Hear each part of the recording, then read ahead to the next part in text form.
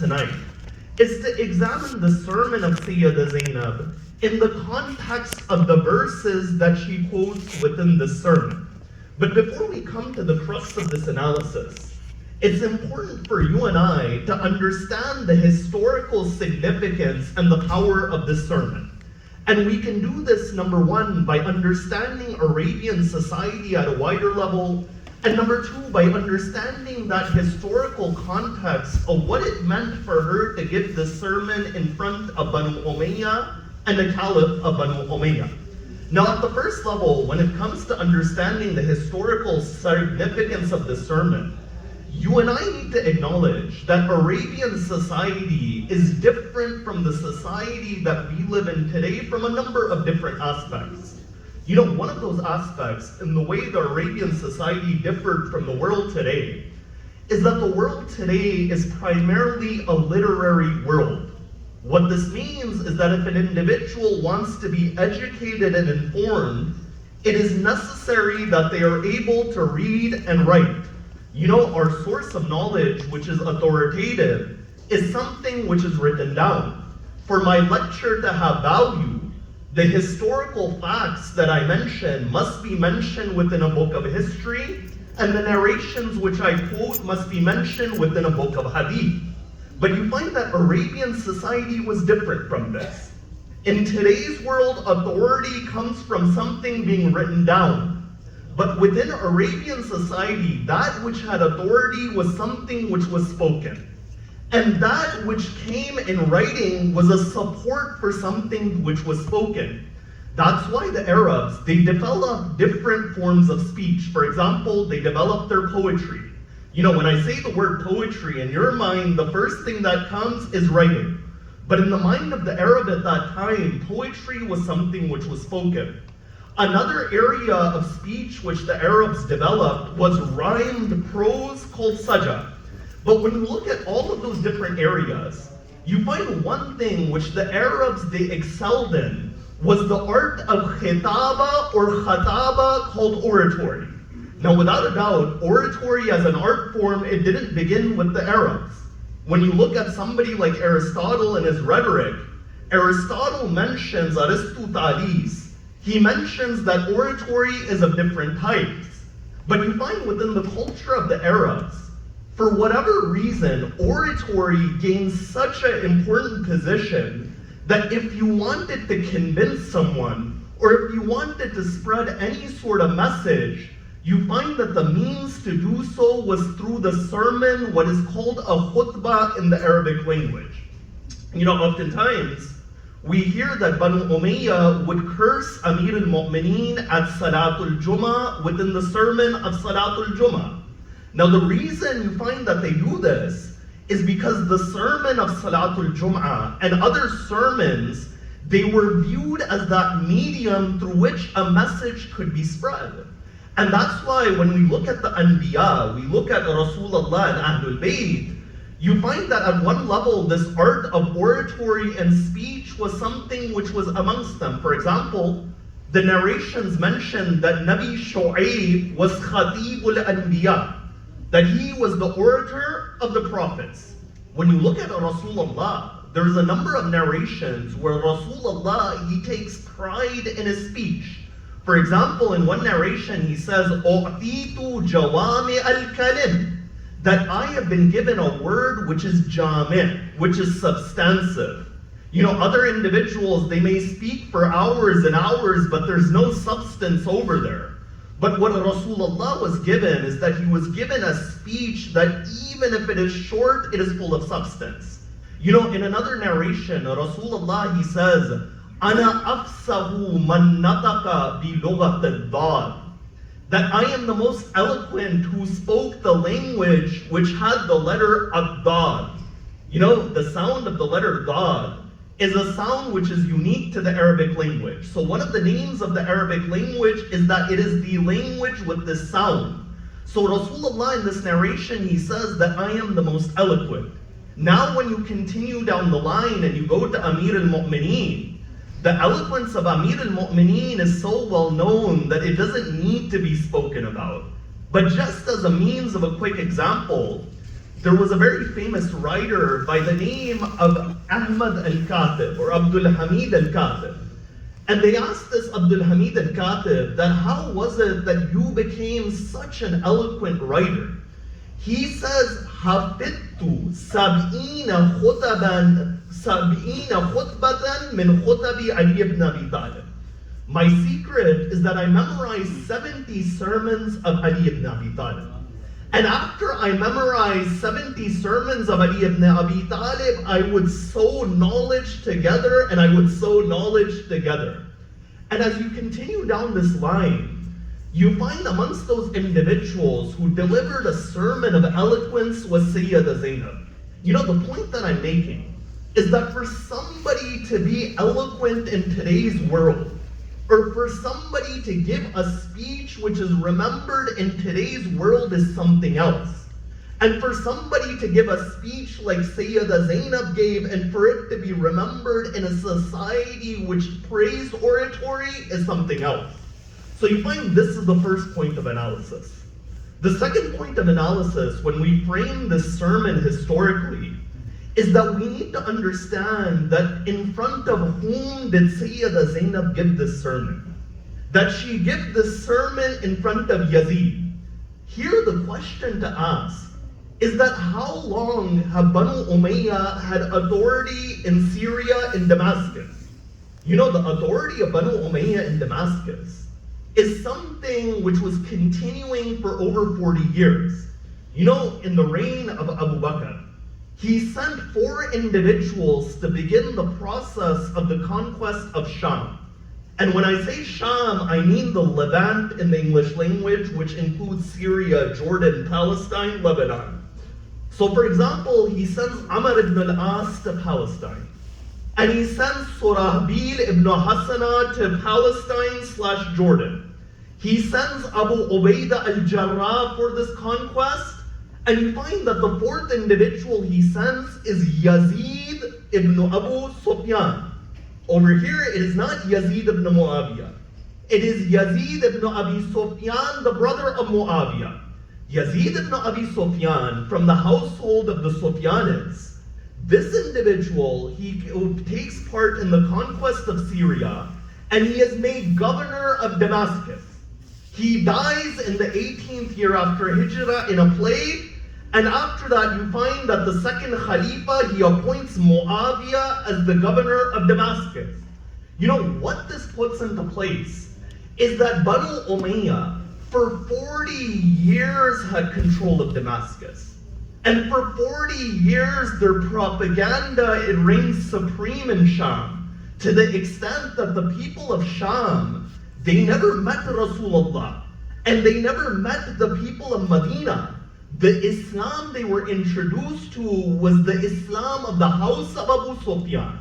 And this is why when we look at the khutbah of Sayyida Zainab, the sermon of Sayyida Zainab and Imam Zainul Abidin, it serves a twin function alongside the martyrdom of Imam al-Hussein. And what I mean by this is that when you look at the lands outside of Syria, the task of Imam al-Hussein outside of Syria was to awaken the Muslim Ummah. Outside of Syria, at one level, they witnessed the true Islam. And Imam al-Hussein, through his martyrdom and through his blood, he awakened the Muslim Ummah. But the task in Syria wasn't a task to awaken, because to awaken, it implies that information and truth was already there. So the task in Sham was to inform. And in this manner, what the sword of Ali ibn Abi Talib couldn't do in Sham, and what the peace treaty of Imam al-Hassan couldn't do in Sham, and what the pure blood of Imam al-Hussein couldn't do in Sham, the khutbah of Sayyida Zainab and Imam Zainul Abidin accomplished that in Sham. That after giving that khutbah, you find individuals who were non-Muslims, they began to stand up and they began to question what was happening over there. And when we look at these 2 sermons, the sermon of Sayyida Zainab and the sermon of Imam Zainul Abidin, you find that they complete each other. Why? Because the sermon of Sayyida Zainab condemns Yazid.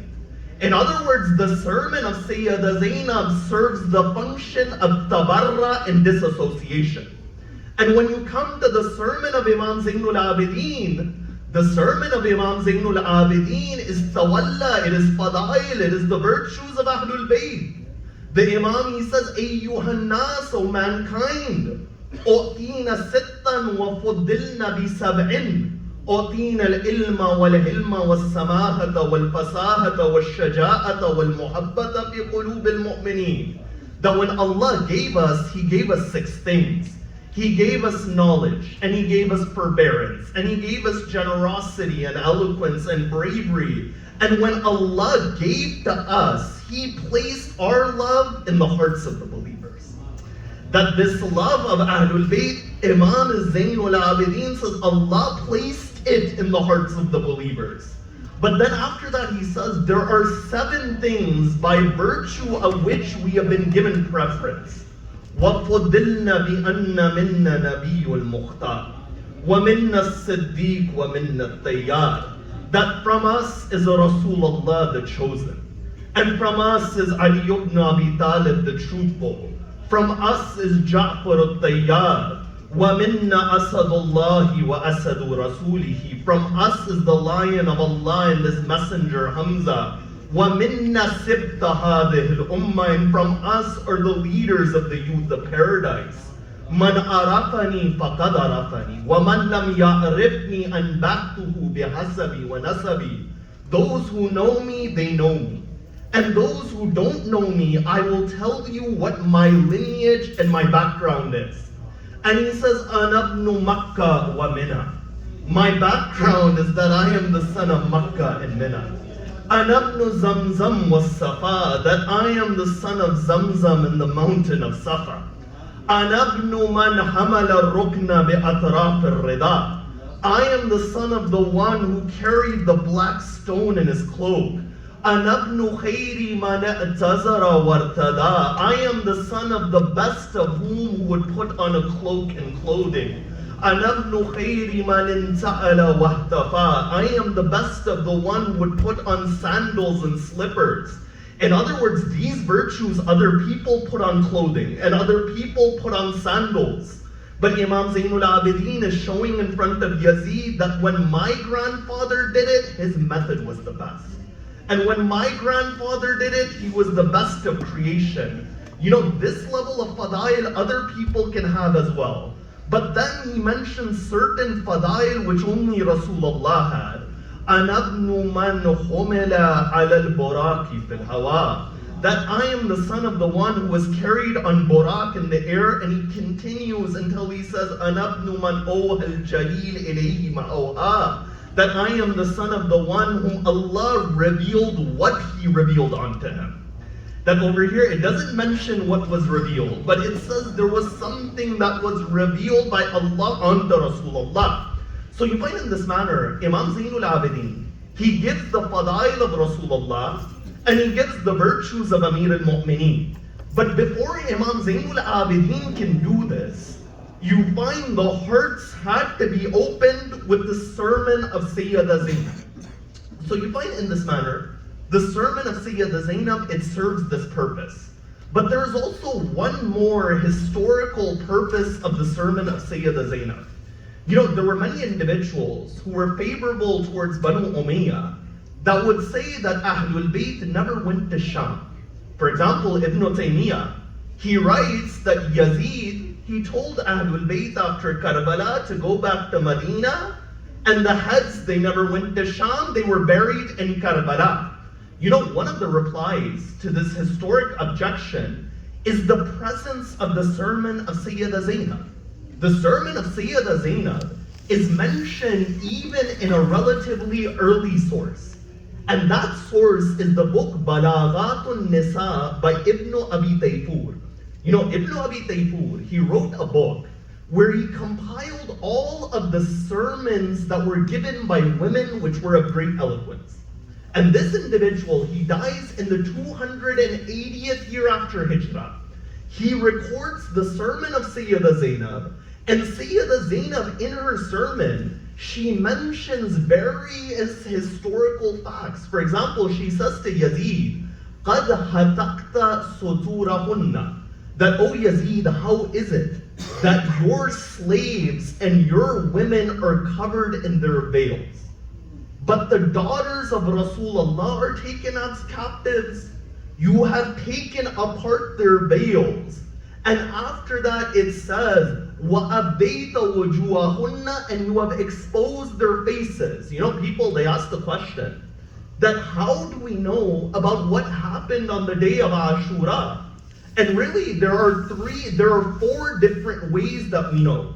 The first way that we know is that the women of Ahl-e-Bait told us about what happened on the day of Ashura.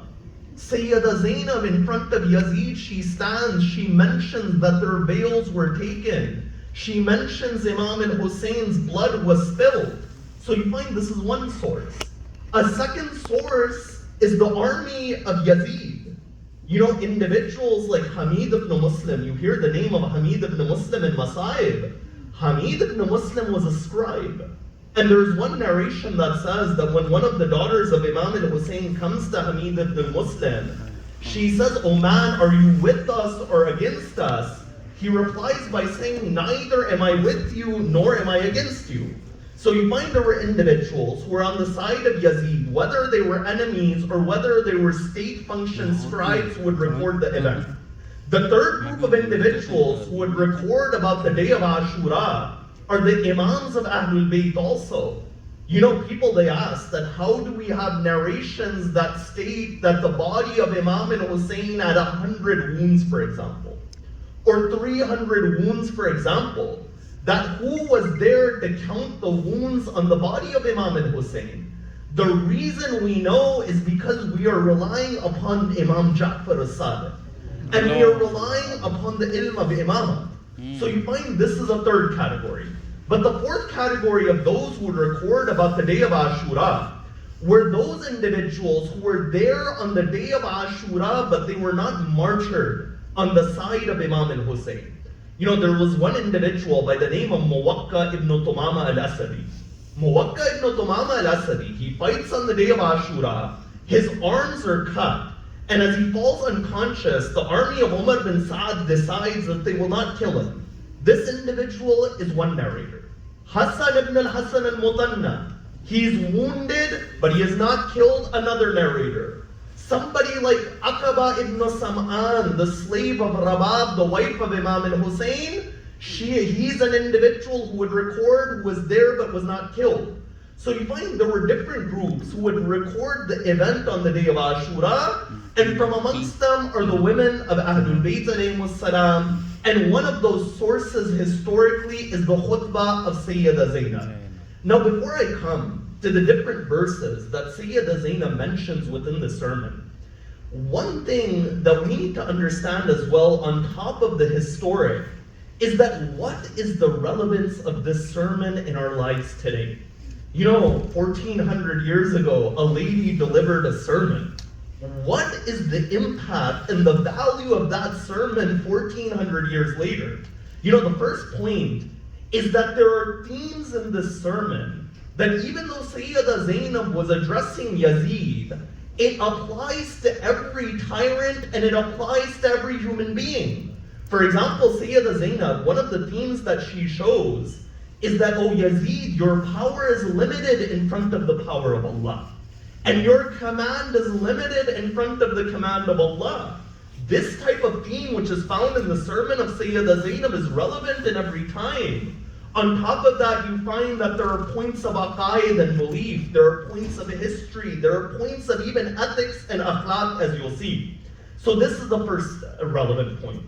The second point of relevance about the sermon of Sayyida Zainab is that it shows us what relationship did Sayyida Zainab have with the Quran.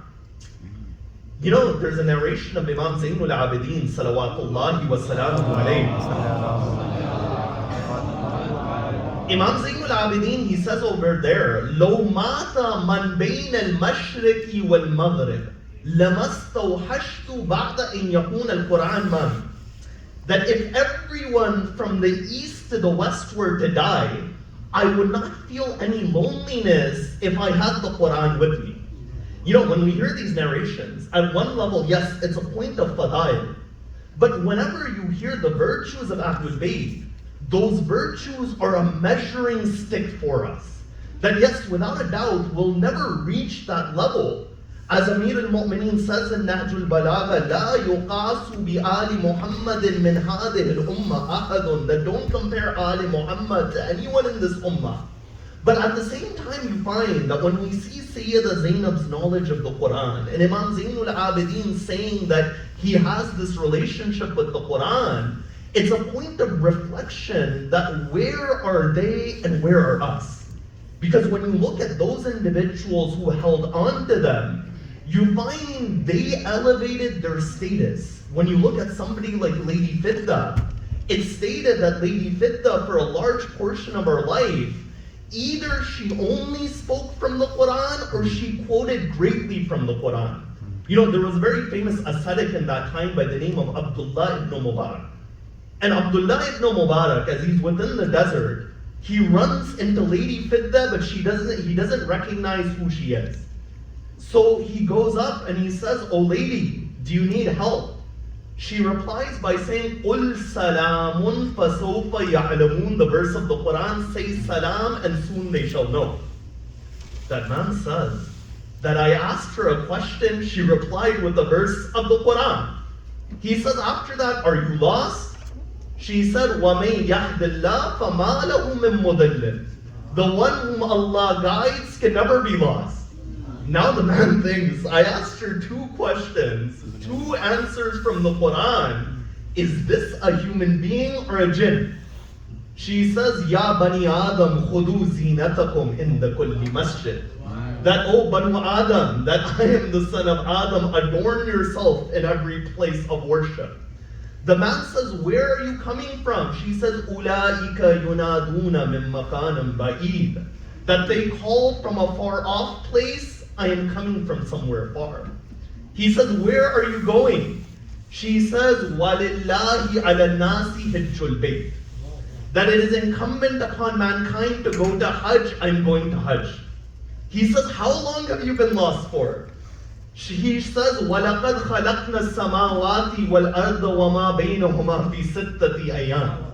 That he created the heavens and the earth and what is in between in 6 days. I've been lost for 6 days. The man says, 6 days? That are you hungry? She says, وَمَا جَعَلْنَاهُمْ جَسَدًا لَا يَأْكُلُونَ الطَّعَامِ. That we have not made them bodies who do not eat food. Obviously I'm hungry. Then the man, after a while, he sees that he's upon his horse and she's walking. So the man says, catch up and come towards the horse.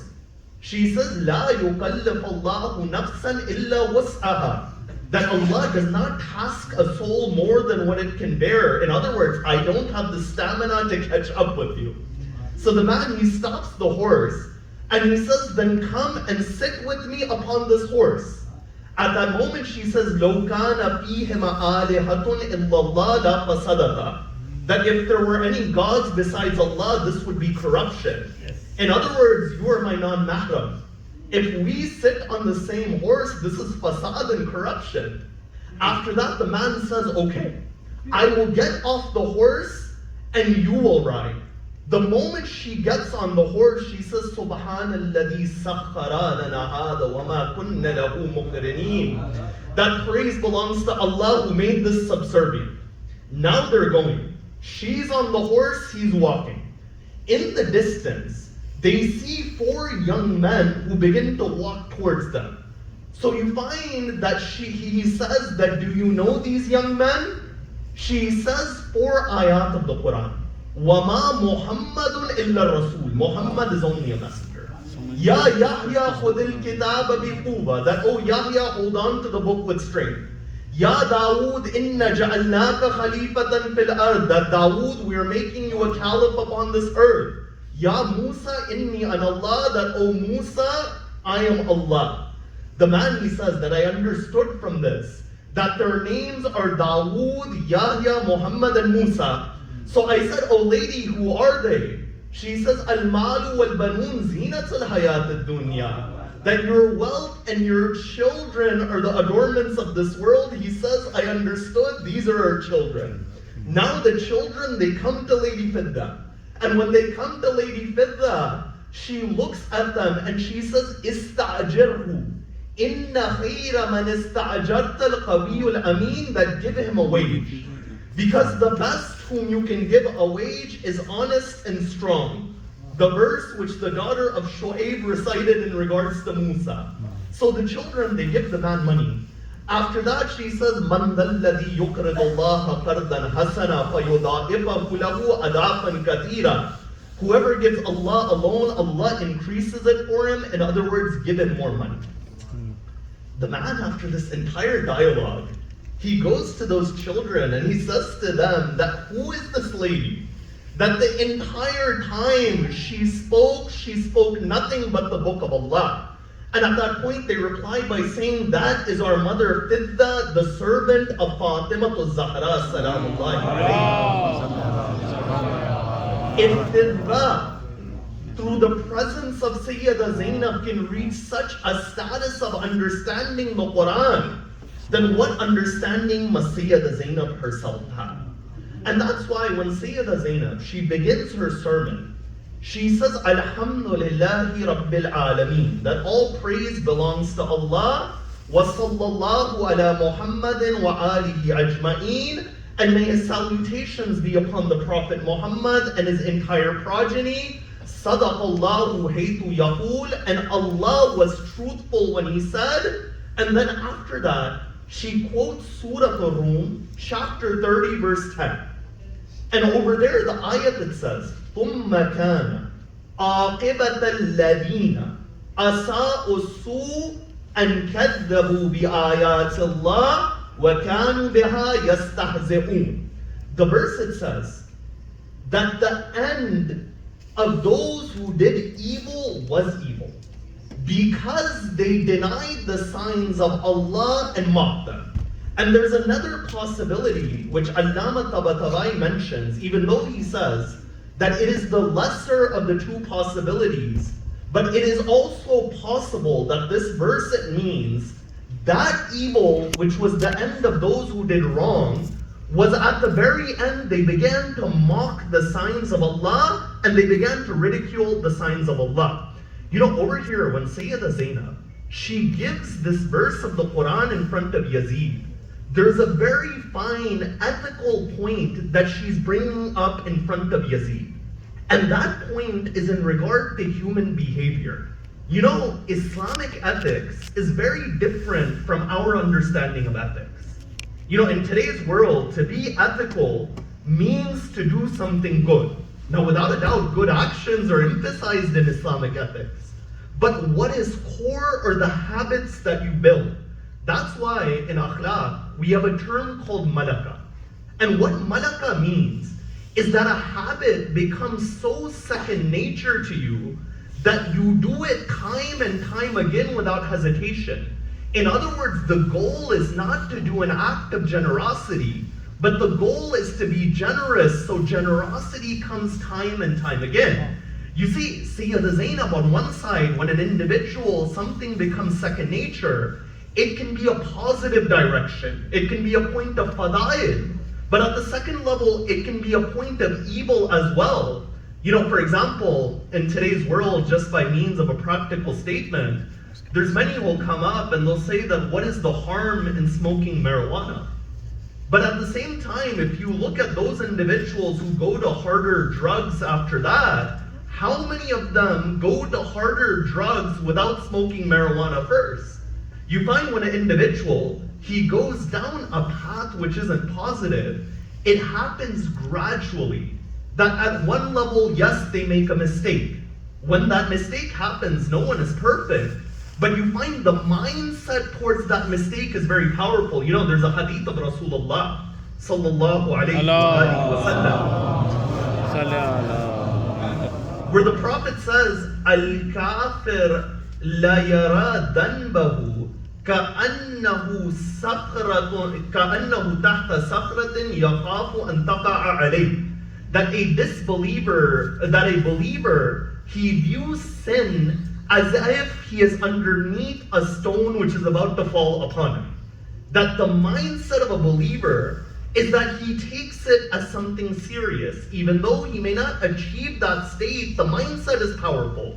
You know, Amir al-Mu'mineen says in a separate narration, وَلَا تَنْظُرْ إِلَى صِغَرِ الذَّنْبِ. Do not look at the smallness of the sin, وَلَكِنْ انظُرْ إِلَى مَنْ أَسَيْتَ, but rather look at whom you are disobeying.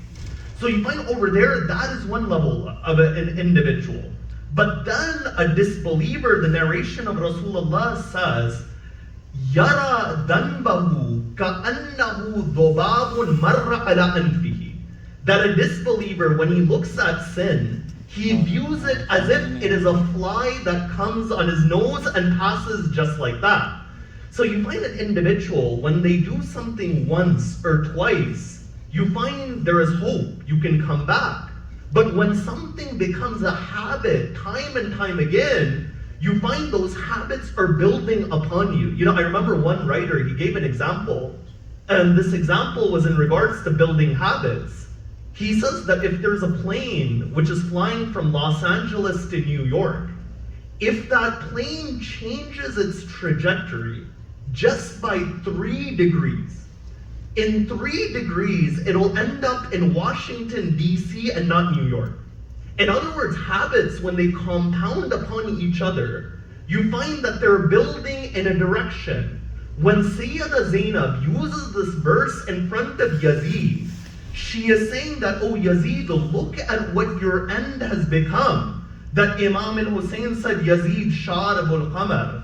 That Yazid is an individual who would drink intoxicants. But Yazid over time became such an individual that he says those lines, لَعِبَتْ Hashim بِالْمُلْكِ فَلَا خَبَرٌ جَاءَ وَلَا وَحْيٌ نَزَلَ. That Banu Hashim played with the kingdom, and there was no revelation, nor was there any news from heaven. When Sayyida Zainab recites this verse of the Quran, that the end of those who do evil is evil, for they used to mock and deny the signs of Allah, this ayat is the best representation of the condition of Yazid. She is saying, oh Yazid, your state is this state that you were saying that no revelation came, that you were taking your stick and you were hitting the teeth of Abu Abdullah. So you find this is the first ayat. Then after that, Sayyida Zainab says, Adananta ya Yazid, haytu akhadta alayna aqtar al-ardi wa afaq as-sama. فَأَصْبَحْنَا نُسَاقُ كَمَا تُسَاقُ الْإِمَاءِ. She says, oh Yazid, do you think by closing the sky over us and by making us go from these different lands as servants, as slaves, أَنَّا بِئْنَا عَلَى اللَّهِ هَوَانَا, that Allah has disgraced us, وَبِكَ عَلَيْهِ كَرَامًا, that Allah has given you honor and Allah has disgraced us? فَشَمَخْتَ بِأَنْفِكَ, and you wave your nose in arrogance towards us. And you look at us in pride and happiness. It's as if your world is flocking towards you and you have taken our kingdom. فَمَحْلًا مَحْلًا. Wait, O Yazid. أَنَسَيْتَ قَوْلَ اللَّهِ تَعَالَى. Have you forgotten the verse of the Quran? And then after that, she quotes the second ayat of the Quran within the sermon. You know, the second ayat of the Quran that she quotes is Surah Ahl-e-Imran, chapter 3, verse 178.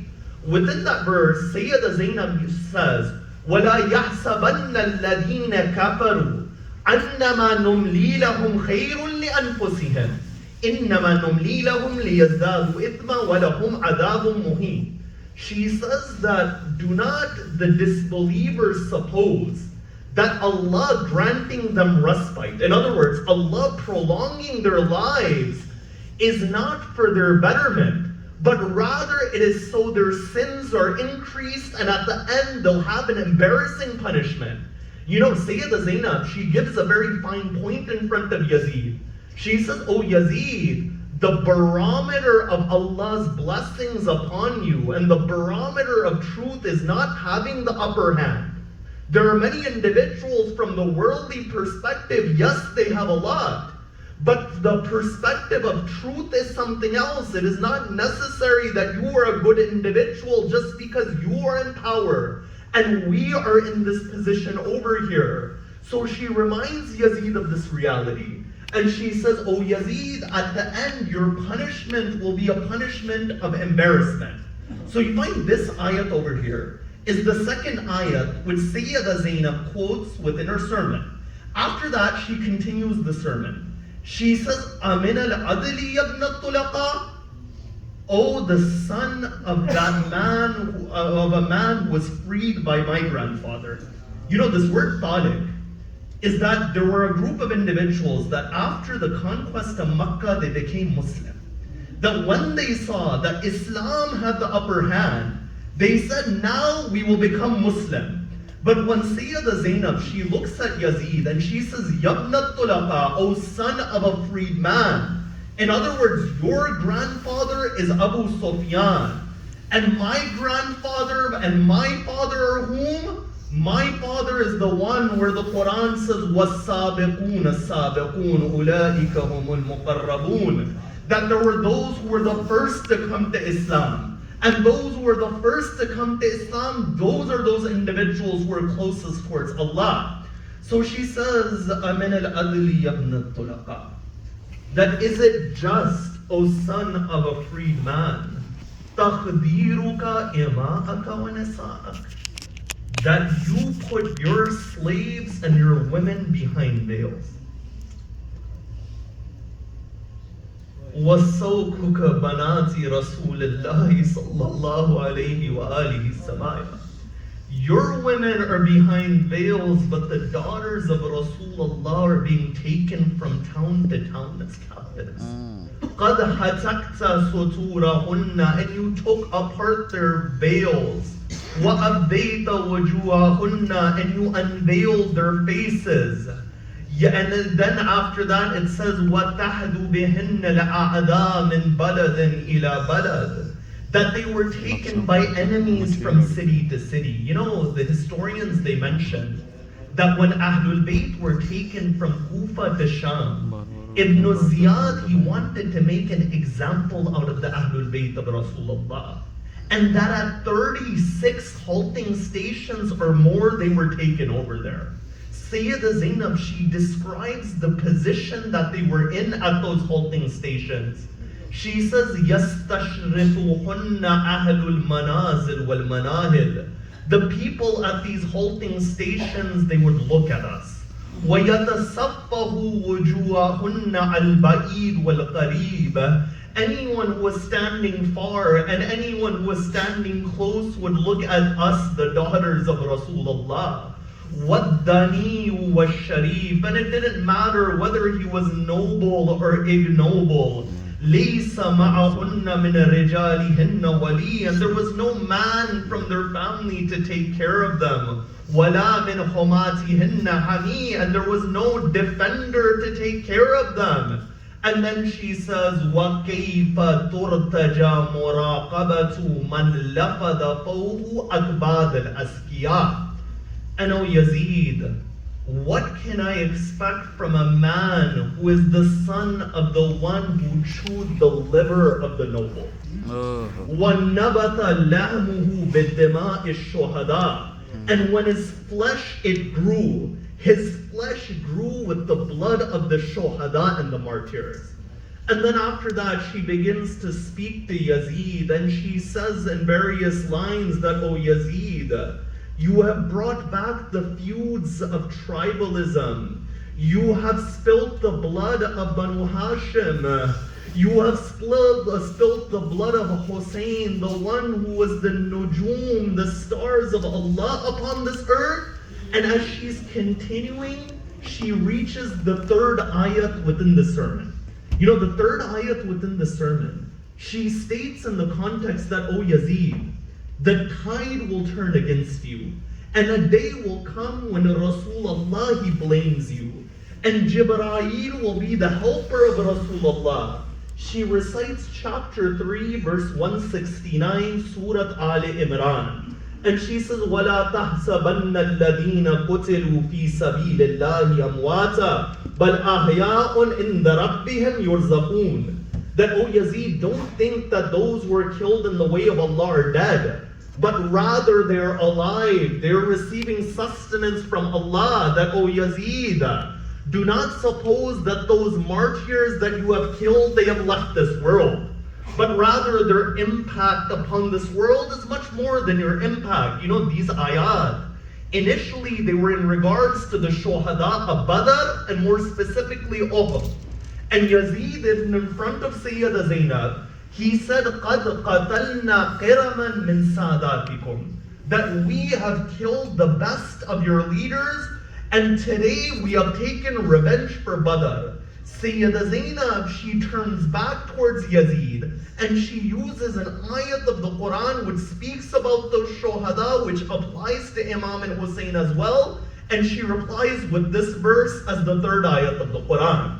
Then she continues, and as she's continuing the sermon, the fourth ayat of the Quran that she quotes, it says, وَمَا رَبُّكَ بِذَلَّامٍ لِلْعَبِيدِ.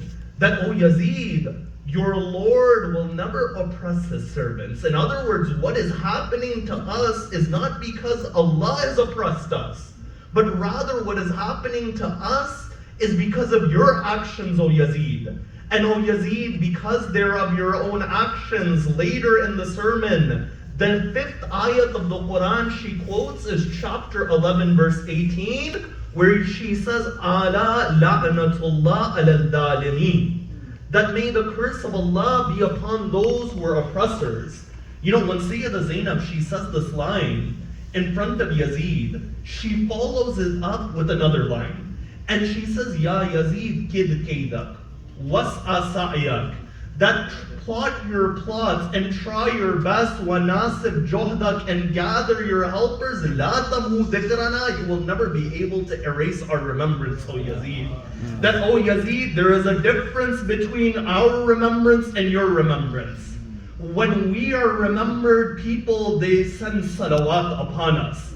But when you are remembered, they send la'na after your name is taken. You know, there was a famous non-Shia scholar by the name of Sa'aduddin al-Taftazani. They said, O Taftazani, that should we send la'na upon Yazid or should we not send la'na upon Yazid? Because it is possible that he was a believer. You know, Taftazani, he replies by saying, La nashukku fi Yazid wa la'na. That there is no doubt about Yazid and sending la'na upon him. Bal nashukku fi imanihi wa naytayakkan kufrahu. But rather, if there is any doubt, that doubt is about the belief of this individual, but rather we are certain that he was a disbeliever. So you find in this manner, Sayyida Zainab, in front of Yazid, she says, Ala la'natullah ala dhalimeen. And then the final ayat of the Quran that Sayyida Zainab quotes within the sermon is that at the end she goes to the praise of Allah and she quotes chapter 3, verse 173, and she says, وَحَسْبُنَ wa ni'mal wakeel, and upon Allah we rely, and He is the best of those who are caretakers. You know, in this manner, Sayyida Zainab, she delivers her sermon. After